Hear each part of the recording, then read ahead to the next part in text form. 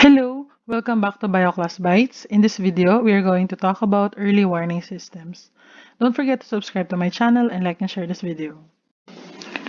According to the World Meteorological Organization, human and material losses caused by disasters are major obstacles in sustainable development. We've talked about this repeatedly in the previous videos and in the previous series that it is important for us to address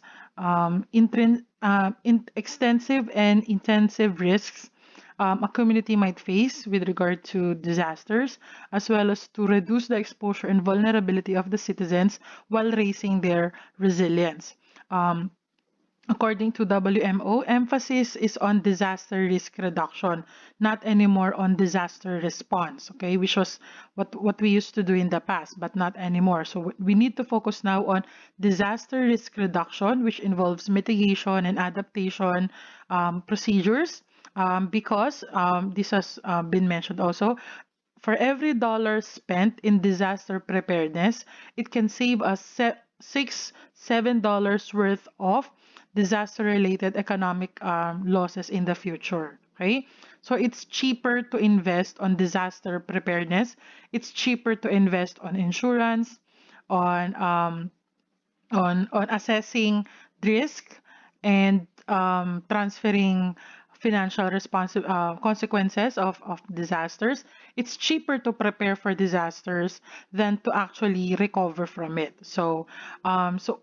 Everyone in the world right now, we have to shift our paradigm of understanding from disaster recovery to disaster reduction because it's way cheaper and it actually saves lives, property in the long run. So still from WMO, these are the checklist of 4 elements that can actually help us shift our understanding from and our procedure from disaster recovery to disaster risk reduction. So that includes disaster risk knowledge. Okay, so taking this subject, taking DRRM as a subject, as a course in senior high school is one good way to address disaster risk knowledge. Detection, monitoring, analysis, and forecasting of hazards and possible consequences. So this is where early warning system will come in, which is the main topic of this lesson. Warning dissemination and communication. Okay, so after you have excellent monitoring technology in place, how do we inform the public? How do we inform the citizens about it? And of course, preparedness and response capabilities. This is what we've been talking all along. That includes adaptation and mitigation and reducing exposure and vulnerability and increasing awareness. So you can check out all these articles from WMO. I'll provide the link in the description below.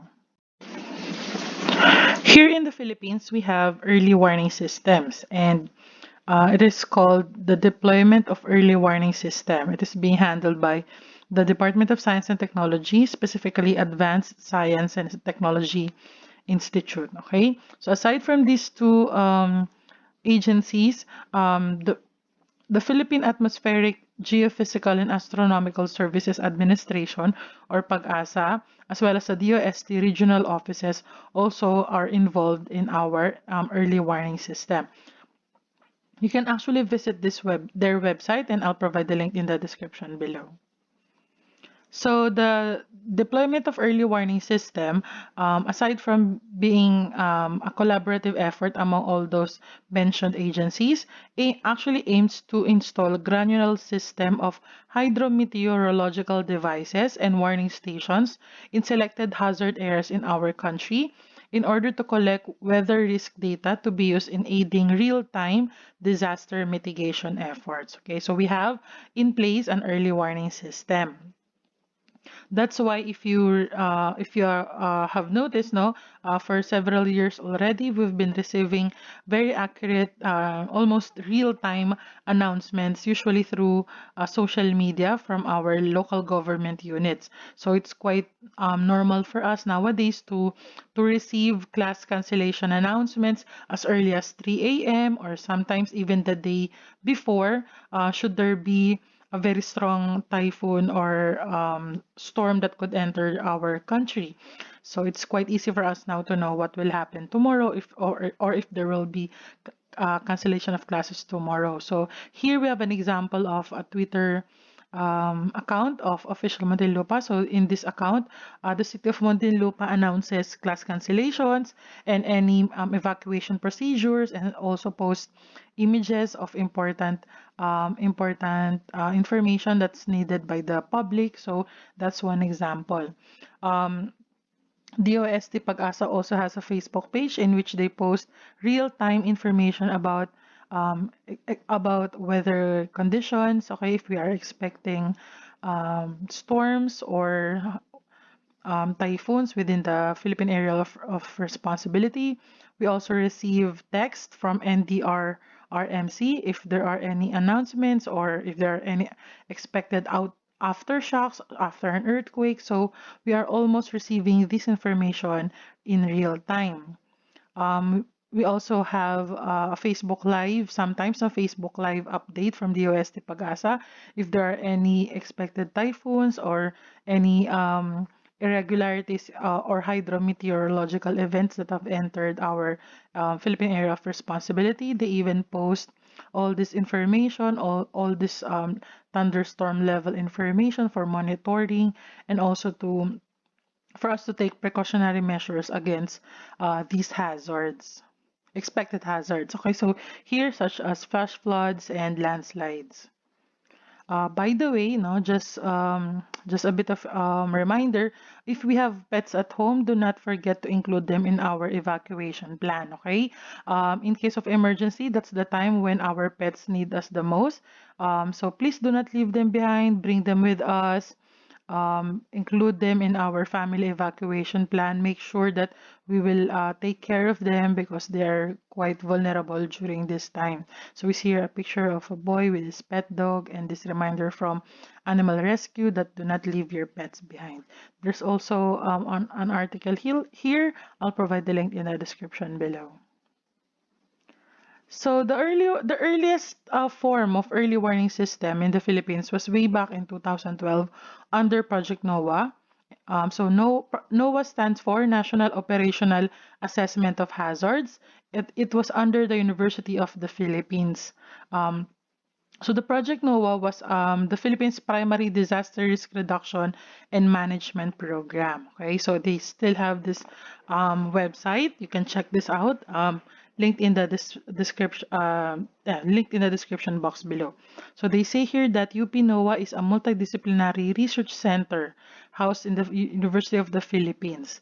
Okay, so its researchers and scientists come from different fields of specialization whose common goal is to assist in DRRM, climate change, and mitigation effects through research, development, and extension services. So this was in 2012.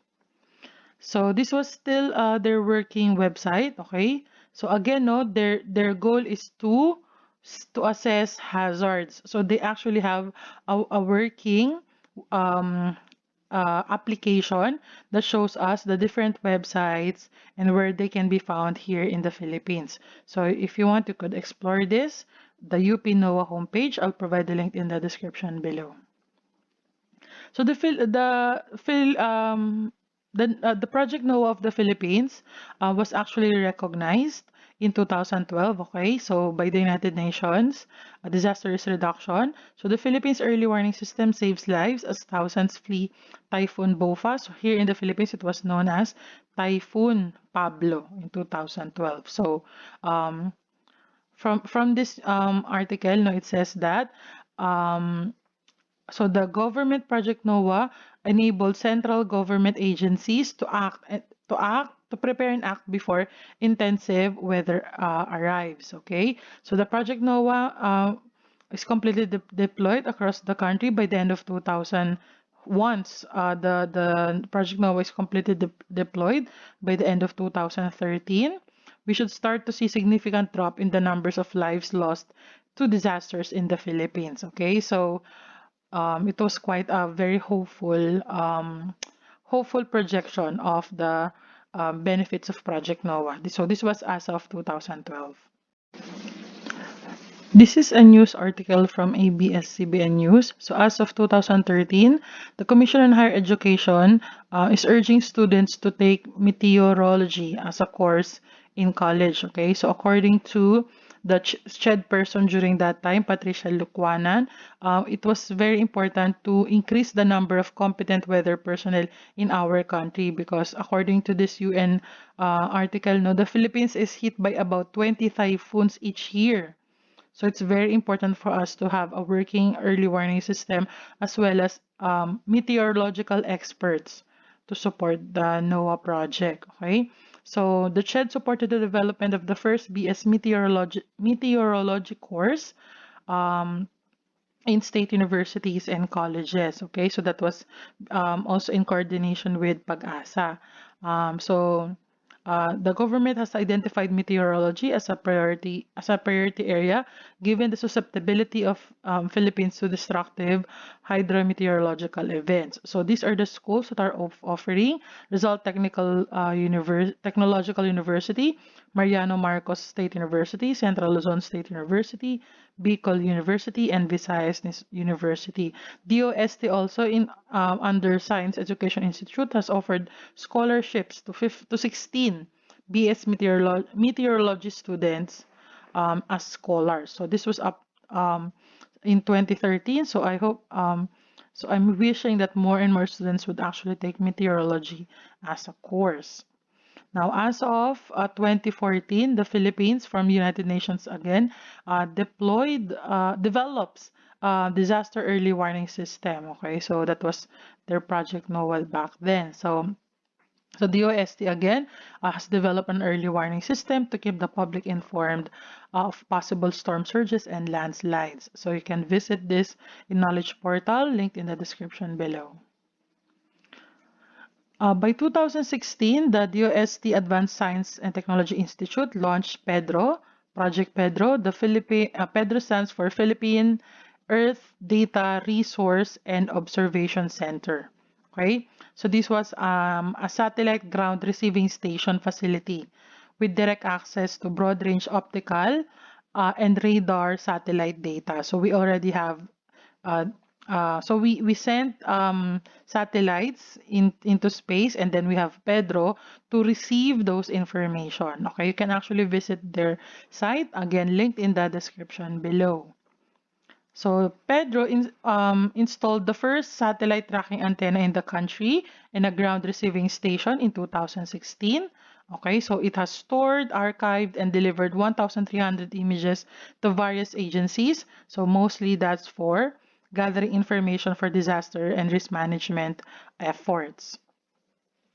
But sadly, as of 2017, from GNA News, the government was said to shut down Project NOAA due to budget constraints. Okay, the then Project NOAA executive director lamented that loss of valuable personnel and skilled scientists happened due to lack of compensation. So they have already lost a lot of scientists because of budget constraints, and they were not being compensated enough. Okay, thankfully, no, University of the Philippines kept on Project NOAA afloat. Okay, so University of the Philippines adopted the project and continued its work. Okay, and now it's now based in UP Diliman campus. Okay, so Project NOAA was saved by the University of the Philippines. Then by 2018, the development of the Philippine Scientific Earth Observation Microsatellite succeeded the Space Technology and Applications Mastery, Innovation, and Advancement Program. Okay, so from this program, we now have the Stamina for Space program.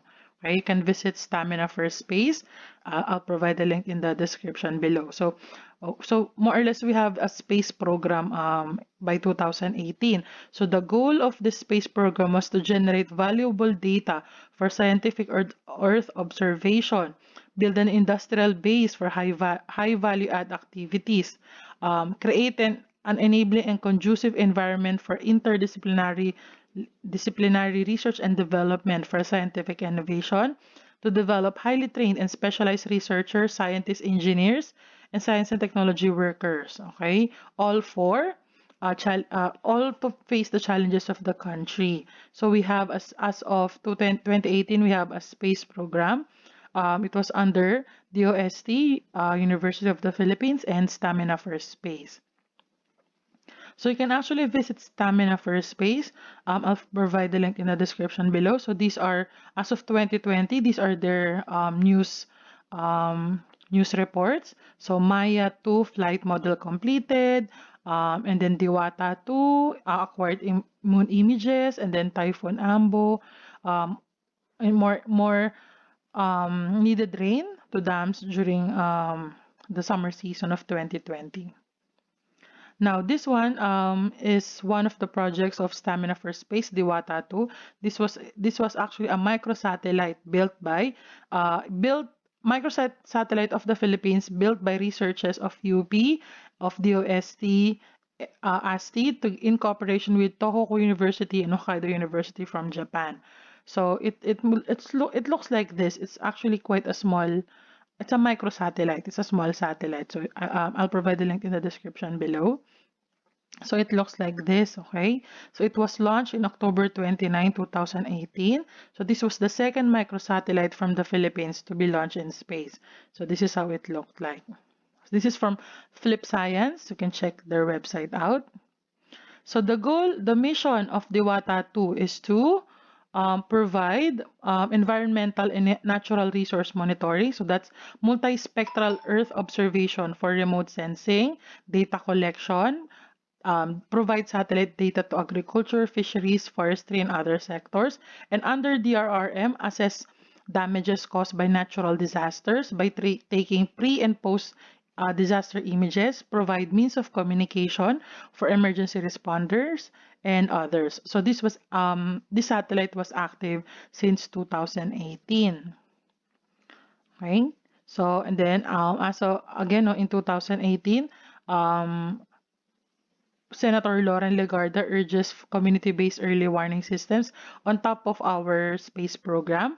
So national and local government officials are requested to implement community-based early warning systems. So this is what we have right now, okay?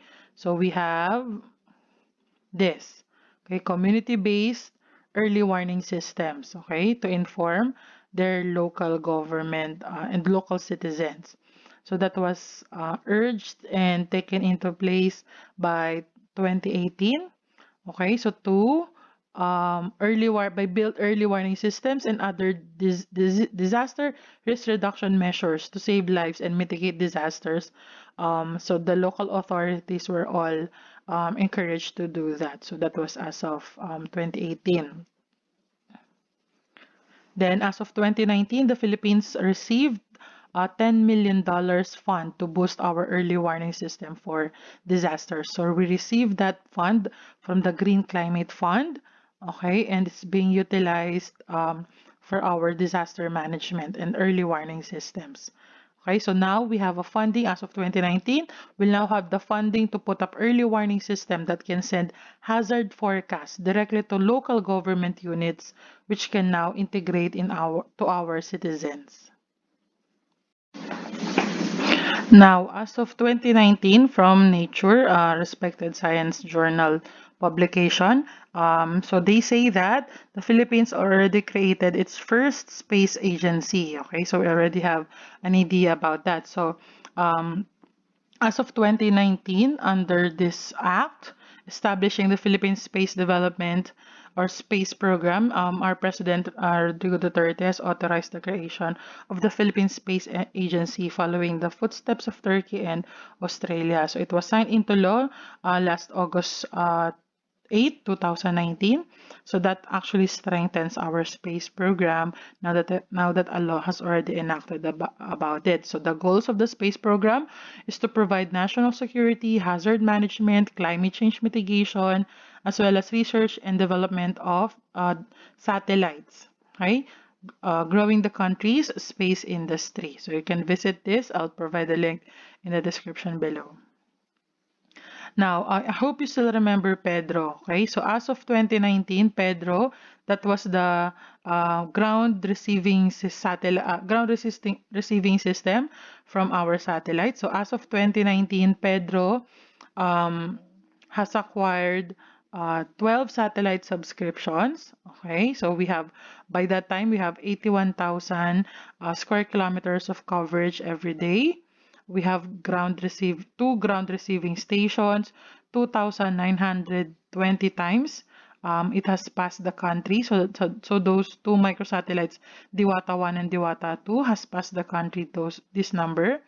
We have catered 127 image requests, okay, Pedro, for 48 agencies, and they have collected 5 terabytes of data already as of 2019.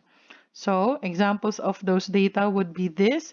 This one is post-Typhoon Ineng, or after this typhoon.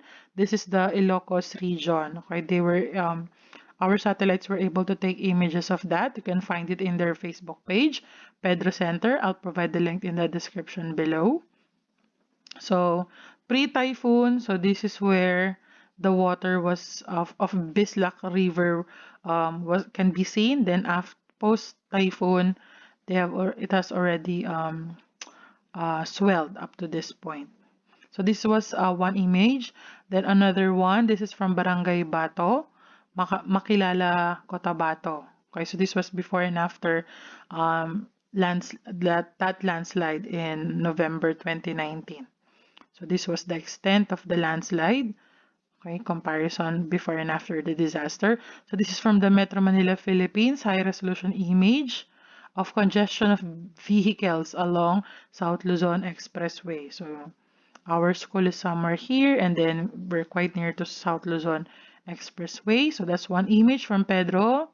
This one is from Camarines Sur, flooding.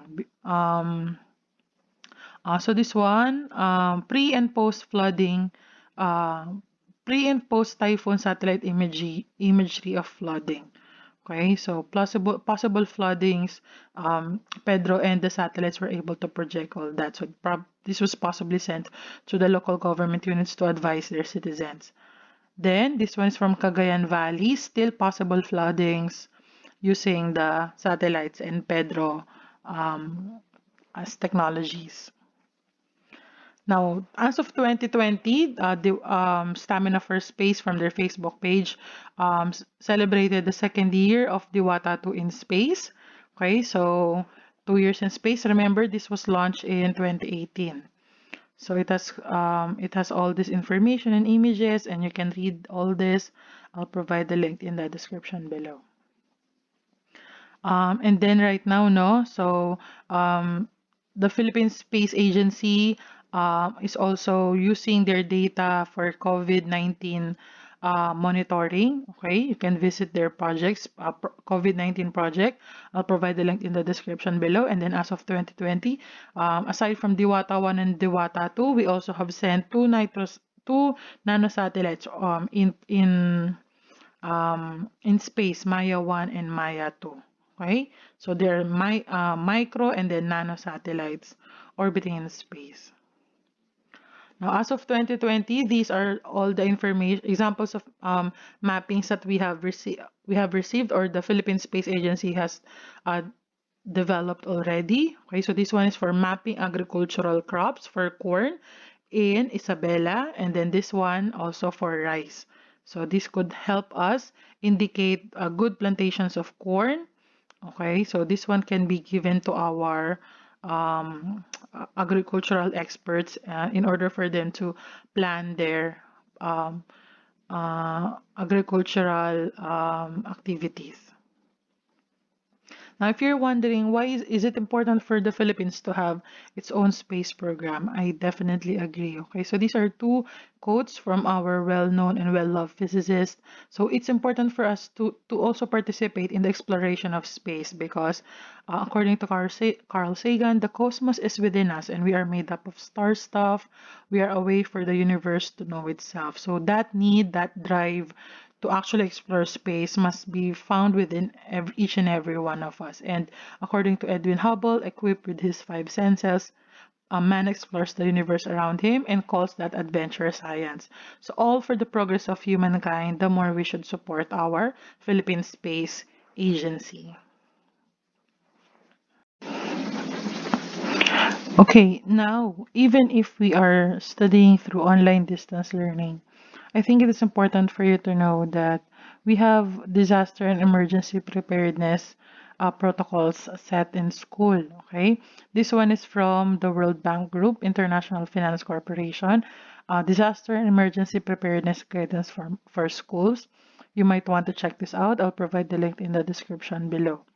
So schools are required to have disaster management programs. Okay, so those are assessments and planning, physical protection and infrastructure that are needed to protect students and staff from physical harm, minimize disruption, and ensure the continuity of education, and develop and maintain a culture of safety. So the school takes a lot of takes it very seriously and takes a lot of time to plan disaster and emergency protocols. That's why we have annual earthquake drills and fire drills, and it is important for students to take those drills very seriously.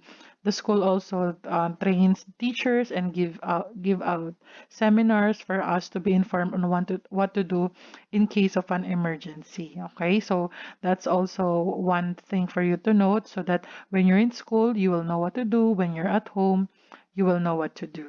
Okay, so links to this document are found in the description below. Now, so far, what we have discussed are disaster preparedness, disaster resilience. So now let's look a little bit into disaster recovery. So this article is from World Economic Forum. So how would your country recover from disaster? So what does it take for a country such as the Philippines to recover from a devastating disaster? You can find this article. I'll provide the link in the description below. So according to this article, restoring damaged houses, hospitals, schools, and other public infrastructure is to be more disaster resilient is one aspect of building back better. Okay, so it means that if you still remember, building back better or bouncing back, that's under disaster resilience.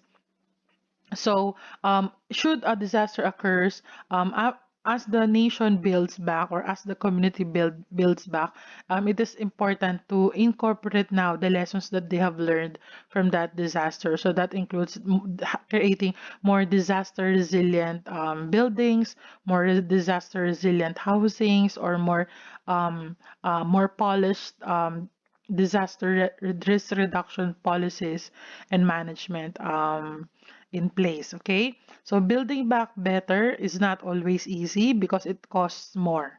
Okay, so it costs more, 10 to 50% more than simply replacing original structures. However, if you still remember, we've also mentioned that disaster preparedness can save us more money than disaster recovery. Okay, so we can all avoid all these um, figures. Okay, this amount of money if disaster preparedness has been observed in the first place.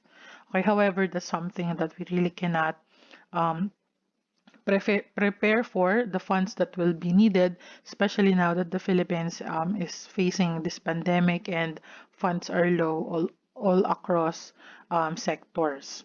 However, in the long run, benefits greatly outweigh the cost in terms of economic losses and lives saved. Okay, so nothing is more important than human lives. Okay, so no matter how much it takes, we still have we must find the financial capabilities to build back better. This one is from the World Bank, how to develop effective disaster recovery programs. So they say that we are included, so here the Philippines, we are included in the case studies that they have performed. World Bank together with United Nations, case studies of practical lessons and good practices in implementing disaster recovery programs. So they have included the Philippines there, and they note that to build resilience and to recover faster and to have reconstruction program, it must take specific vulnerabilities of the poorest segments of society. So that includes our country. Okay. They say that large-scale natural disasters, particularly in fragile and developing countries, can set back developments of those countries. So again, we go back here. We go back here to disaster risk reduction. We go back to resilience. We go back to building back better strategy. Okay. So by compiling the best knowledge and expertise around the world, we can help these disaster-prone countries overcome their challenges. With forces such as climate change, which we have tackled already in the previous unit, urban expansion and population growth, more and more developing countries will feel the impact of disasters. So the more it is that we should raise their standards of living so that they could also have the means to resist and the means to be resilient against disasters. Okay, so recovery is now included in one of the four pillars of the Sendai framework. If you still remember our lesson on Sendai framework, which is which was signed in 2015, and majority of the countries signified their intent to follow the protocol set by the Sendai framework. So hopefully our country will live up to its commitment in the Sendai framework. So this includes for countries to develop policies and institutions and financial mechanisms for effective recovery, right? And to expand our risk reduction systems, our early warning systems, in order to avoid the effects of disasters and effects of huge forces such as climate change. So we need to help those countries that has low resilience and high vulnerability in order for them to address their disaster recovery. In our next video, we will talk about um, what to expect between the Philippines, between the state and its citizens, between the state, the government, and the Filipinos. So we will discuss more the efforts that are in place by the Philippine government to help us in case of disasters. So that will be the topic for the next video. So these are documents that we could all look into as we study more about disaster risk reduction and management. You can all search about this online, or I could provide the link in the description below. That ends our video. I hope you learned something new. Don't forget to subscribe to my channel and like and share this video. Till next time, goodbye.